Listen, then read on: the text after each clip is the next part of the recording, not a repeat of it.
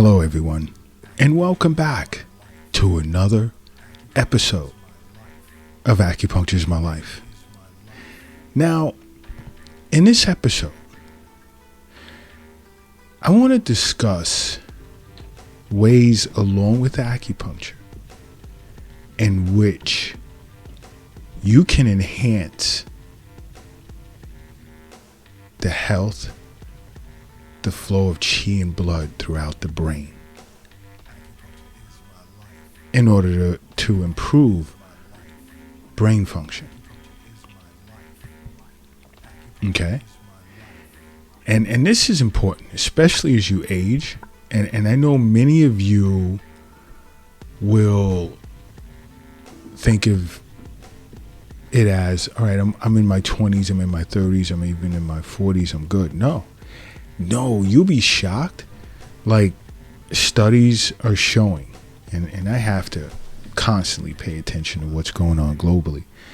You'll be shocked as to cognitive health impairment globally and how younger and younger and more younger people are being affected.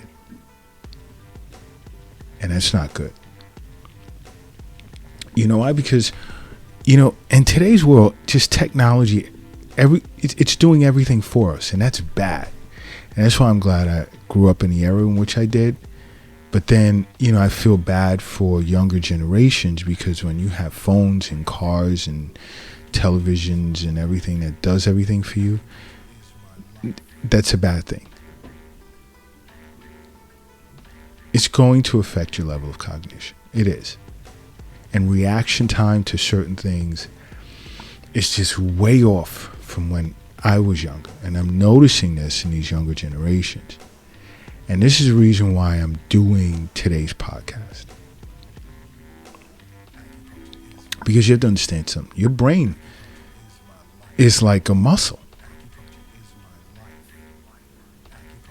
And you either use it or you lose it. And what you have to do is you have to partake in as much mentally stimulating activities as possible to cross-train your brain, including doing jigsaw puzzles or different types of puzzles, reading, meditation, and so forth. There's many things and many ways to stimulate your brain. And one way to not stimulate your brain is watch a lot of television, because that's considered like a passive activity, and is really not much in the way of brain stimulation that comes with that. And it's important that you're aware of that, because the human brain is like super complex, and it's very hard to determine really how to keep it healthy. I mean, because it can range from not just doing crossword puzzles, but even practicing good oral hygiene can cut your risk of dementia. Just brushing and flossing on a regular basis also contributes to keeping your brain healthy. And so many individuals are unaware of that.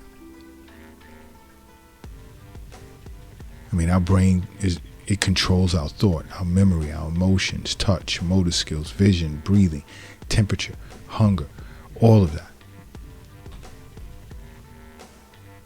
So how could you or would you not want to keep it in shape? Keep it strong. And the first way is, of course, acupuncture. Another is getting a good night's sleep.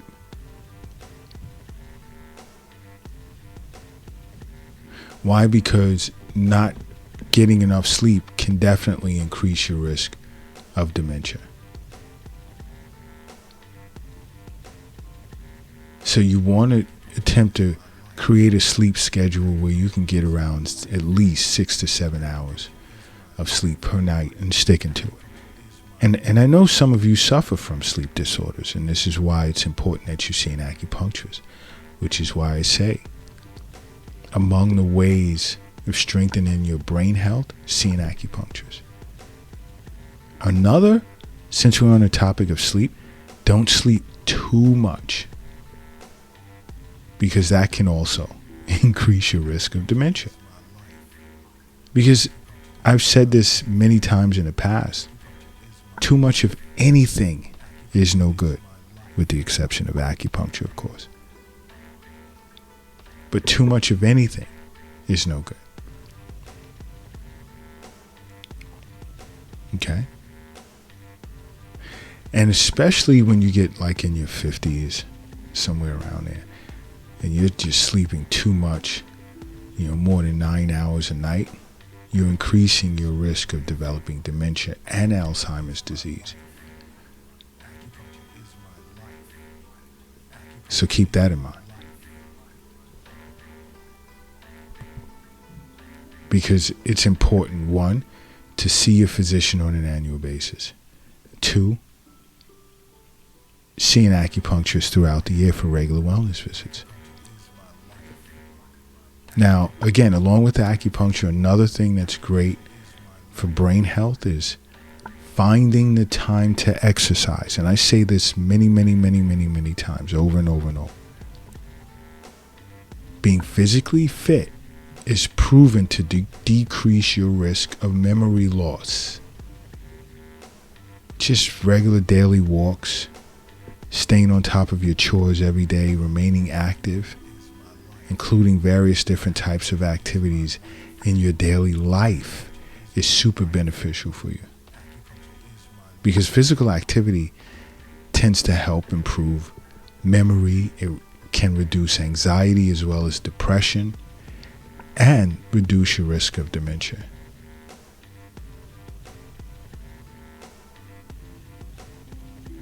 And I speak of this a lot. A whole lot. Another, along with acupuncture, is remaining hydrated. Getting in that required daily amount of room temperature water.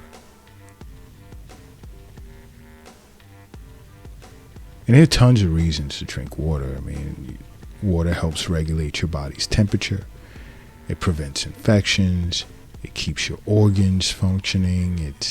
It can elevate your mood. It can reduce your risk of heart failure. And also, you want to know a little secret? Many of you are unaware of. 75% of your brain is made up of water. So when you're dehydrated, and so many of you are walking around here literally dehydrated, even in the tiniest of amounts, can have a negative effect on brain function. Keep that in mind. Hydration, room temperature water, not soda, not alcohol, not coffee, not sugary drinks. Room temperature water. You have to understand something. Health is wealth. Health is wealth. The wealth, it's not in your wallet or your purse or your pocket. The wealth isn't in the bank. It's not in the safe. It's not under your mattress. It's not under the doghouse in the backyard. It's not in a cryptocurrency account. It's not in an app on your phone. And it's not in the shoebox in the closet. The wealth is in you. And of course, this is why you listen to Acupuncture's My Life podcast. This is exactly why you listen to Acupuncture's My Life podcast. And you know what else along with acupuncture that's great for brain health? Socialization. Socializing with friends, associates, colleagues, whatever. Surrounding yourself with family and friends builds emotional connections that tend to lead to longevity. Reduce your risk of Alzheimer's disease. And there are studies out there that have proven that seniors experience upwards of a 70% reduction in the rate of cognitive decline just from socializing with their peers or with their family and so forth.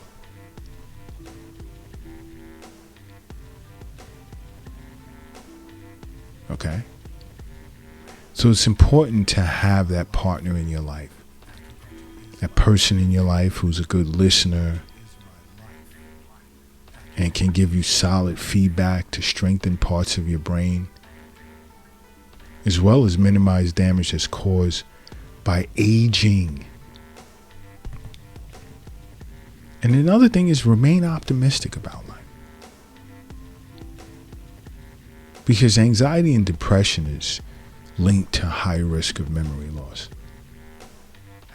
And when you stay positive and love yourself and you love the things that you're doing in life, you can reduce your rates of anxiety and depression and increase your levels of happiness. Because optimism, one, can reduce stress, and two, can help with the production of dopamine, which is a particular type of neurotransmitter.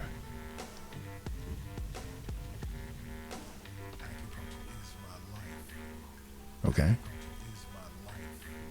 So you want to keep that in mind. And in your diet, here we go, Eastern Nutrition Consultation.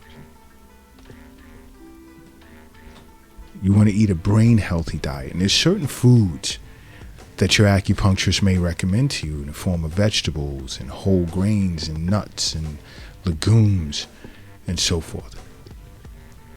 Even certain types of meats that have been proven to enhance qi and blood flow throughout the brain and improve brain health and longevity.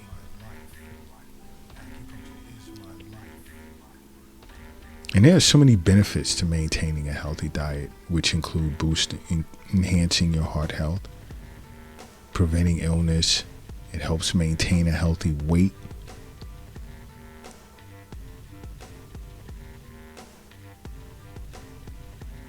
This is why, like, I even get patients that, concerned about dementia, and I'll see certain patterns.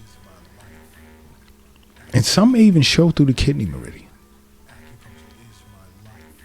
And see an acupuncturist to get a good understanding on the kidney-brain relationship. I won't even tell you that little secret. But I'll recommend to my patients to drink tart cherry juice, fatty fishes.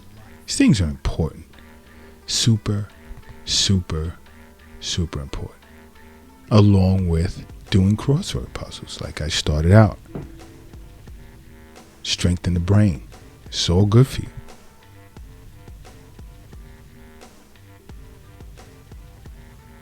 All right? But the first move you have to make is to simply make acupuncture a part of your life. That's the first move. Because acupuncture is my life. What's yours?